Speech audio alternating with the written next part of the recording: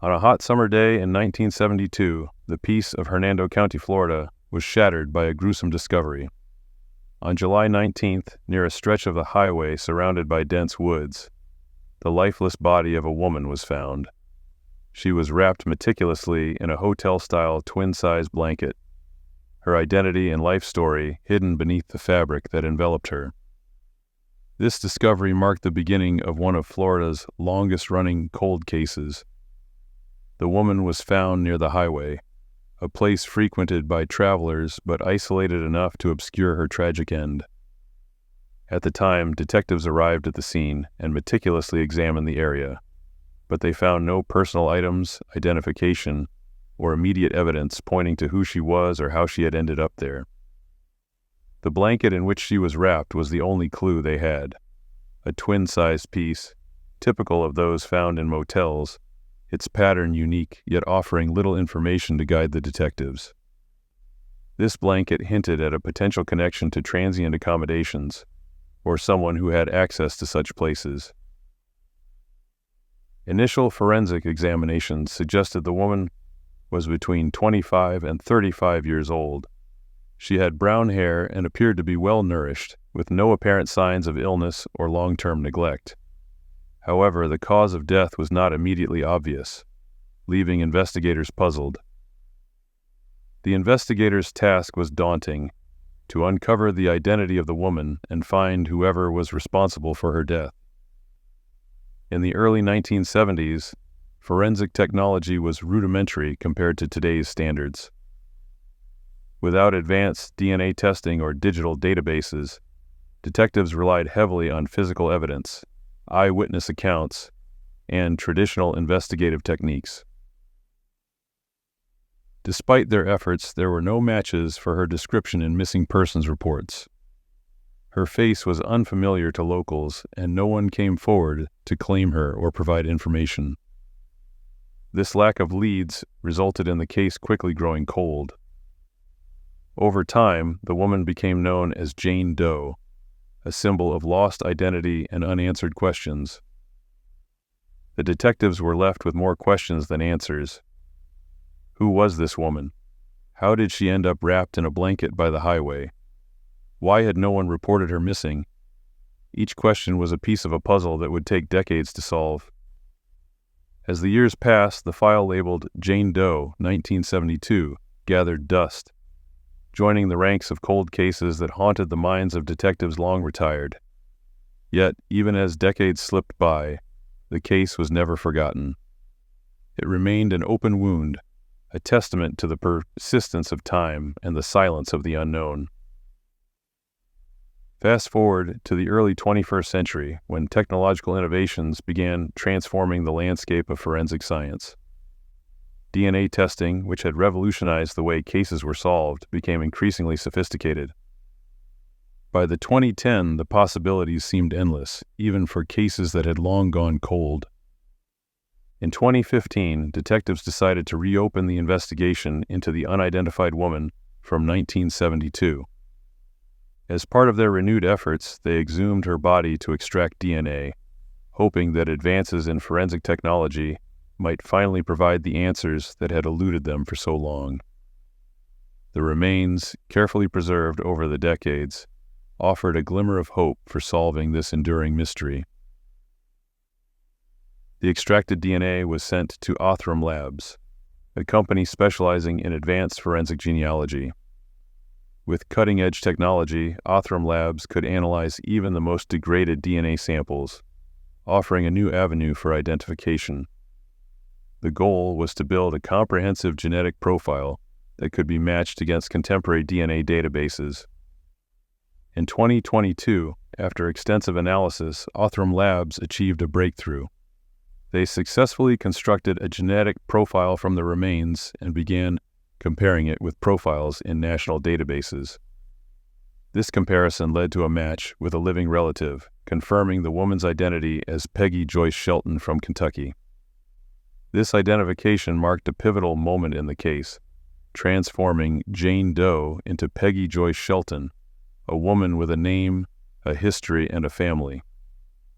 Born in Kentucky, Peggy had lived a life largely unknown to the detectives who had worked tirelessly to uncover her story. The revelation was bittersweet.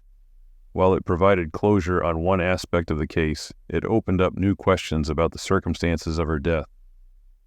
Detectives now had a direction to follow, a connection to a family, a life to piece together, and, potentially, a path to finding her killer. This pursuit led them to an individual who had once been a part of Peggy's life, her ex-husband, Jerry Lee Fletcher. Fletcher's name surfaced as detectives delved into Peggy's past. The two had married in 1971, a union that seemed unremarkable at the time.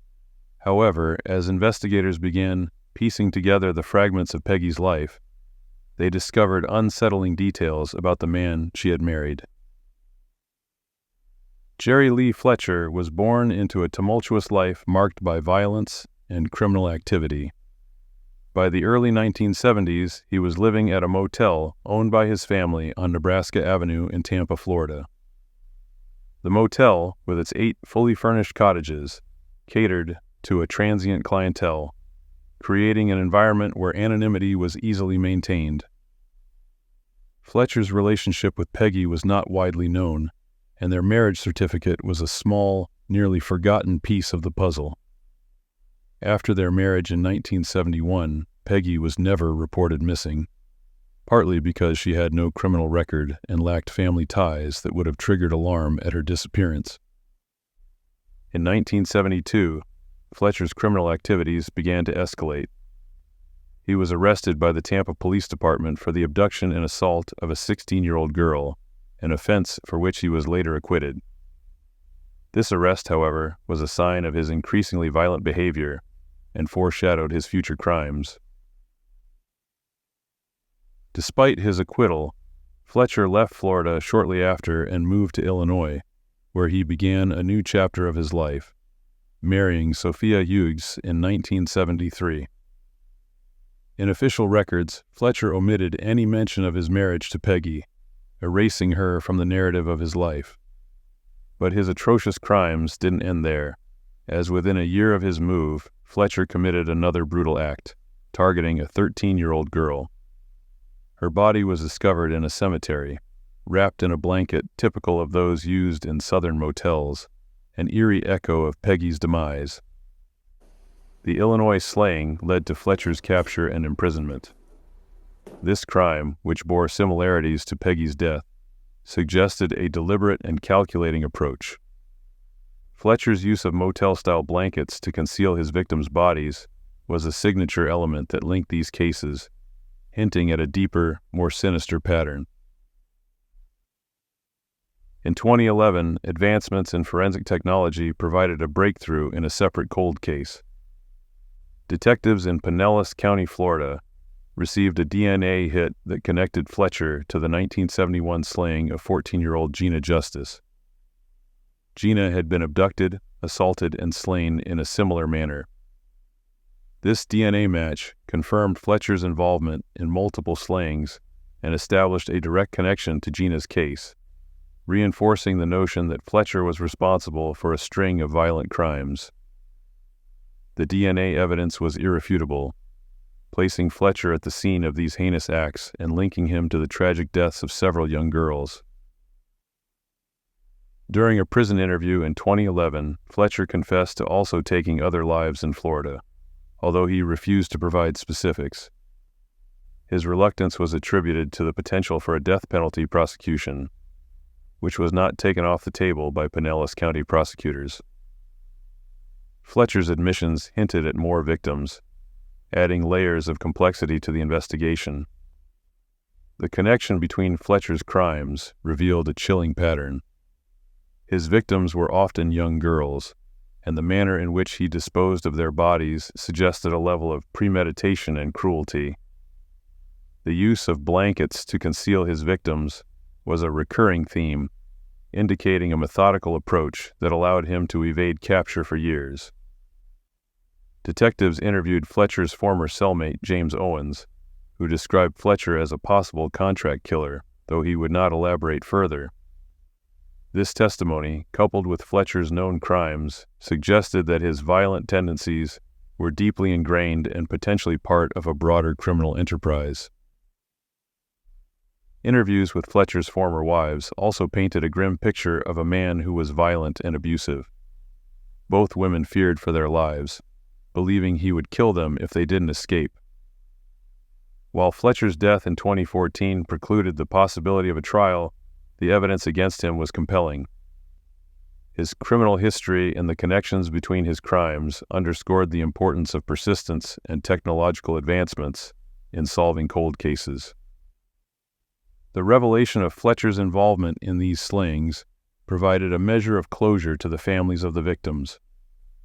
Although justice in the traditional sense was unattainable, the identification of Fletcher as the perpetrator offered answers and a sense of resolution.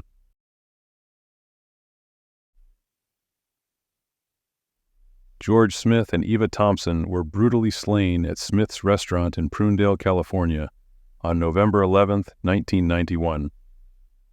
George Smith was the owner of Smith's Restaurant, a family-run diner located on El Camino Real. The restaurant was a staple in the community, known for its steak and lobster dinners, and operated on a reservation-only basis due to its popularity. The family business provided a warm and welcoming atmosphere, attracting regular patrons who appreciated the personal touch offered by the Smith family. On that fateful day, George's wife, Anna Smith, was out running errands. Upon her return, she was met with a horrific scene. Her husband and her mother, Eva Thompson, had been savagely slain. George Smith was found at his desk, his throat slashed from behind in a brutal attack that left him no chance to defend himself. The precision and suddenness of the attack suggested that the assailant knew George's routine and had planned the act carefully. Eva Thompson, George's mother-in-law, was also found nearby, having suffered multiple stab wounds. The vicious nature of the attack indicated a deep level of anger or personal vendetta. The screen door of the restaurant had been cut, suggesting that the perpetrator gained entry by stealth, further indicating premeditation. The double homicide shocked the small community of Prunedale. Smith's Restaurant was more than just a place to eat. It was a community hub where locals gathered, celebrated, and felt at home. The brutal slaying of George and Eva left a lasting scar on the community, and the case quickly became a high priority for local law enforcement. Despite the immediate and thorough investigation, the case went cold. The initial investigation faced several challenges, including limited forensic technology and a lack of substantial evidence to pinpoint the perpetrator. Early on in the investigation, Ira Ulyesses Bastian, a former employee of Smith's Restaurant, was identified as a suspect. Bastian had worked at the restaurant and would have been familiar with the building and the routines of its owners.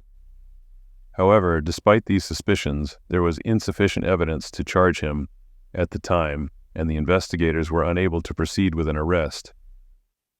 The lack of immediate leads and substantial evidence led to the case going cold. Over the years, various theories and speculations arose regarding the motive behind the slayings. Some believed it could have been a financial dispute or a personal vendetta, but none of these theories could be conclusively proven. Despite the initial setbacks, law enforcement never completely abandoned the case. Advances in forensic science and persistent efforts by investigators kept the hope alive that one day the perpetrator would be brought to justice. The breakthrough came many years later, with advancements in DNA testing technology providing the crucial evidence needed to reopen the case and pursue the suspect. On July 15, 2024, law enforcement officials arrested Ira Ulyesses Bastian, an 85-year-old former employee of Smith's Restaurant. Bastian had been considered a suspect early in the investigation, but was never charged due to the lack of concrete evidence at the time. The new DNA testing methods allowed investigators to re-examine the evidence collected from the crime scene, leading to the identification of Bastian as the perpetrator. Bastian's arrest brought a sense of relief and closure to the community of Prunedale, which had been haunted by the brutal incident for over 3 decades. According to the Monterey County District Attorney's Office, Bastian was taken into custody without incident and is now facing serious charges. He could potentially face the death penalty or life in prison without the possibility of parole. With that being said, the investigators continue to seek additional information about Ira Bastian and his possible motives for the crime. The District Attorney's Office has urged anyone with relevant details to come forward, emphasizing that community involvement is crucial in solving such cases. If you find this video compelling, show your support by giving it a thumbs up, subscribing to our channel, and ringing that notification bell. By doing so, you'll stay updated about the latest investigations and mysteries. Your support means the world to us as we continue to pursue the truth in the world of cold cases.